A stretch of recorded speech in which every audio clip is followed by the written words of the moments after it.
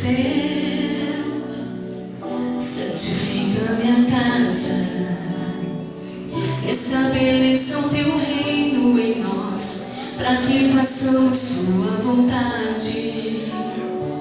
Que a nossa mesa se farta de pão, que a nossa fé cresça de grão em grão, nos cubra de santidade, sabedoria e submissão.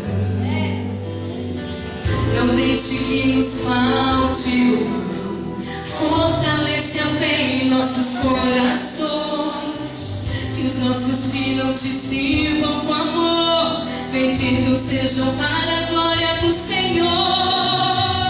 O meu maior patrimônio precisa do teu auxílio, minha família te chama, ó vem Senhor morar comigo.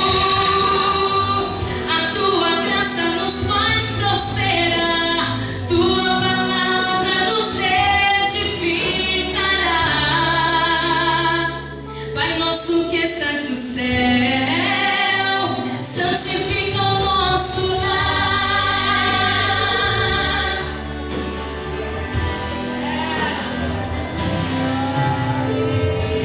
Nossa mesa se farta de pão, que a nossa fé cresça de grão em grão, nos cubra de santidade, sabedoria e submissão.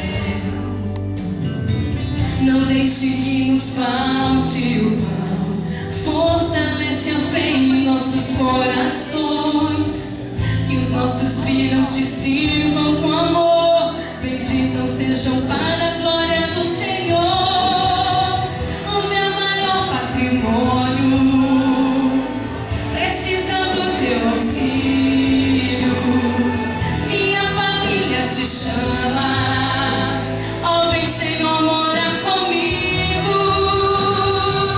A tua graça nos faz prosperar, tua palavra nos edificará. Pai nosso que estás no céu, abençoa o nosso lar. Eu e minha casa serviremos ao Senhor.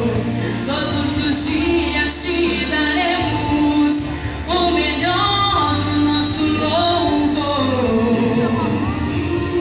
Eu e minha casa serviremos ao Senhor. Fomos feitos para a glória do Senhor.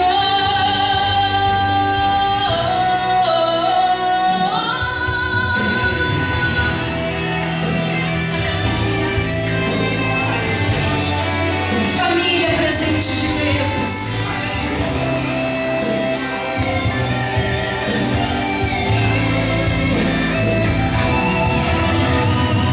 O meu maior patrimônio precisa do teu auxílio, minha família te chama, ó vem Senhor morar comigo.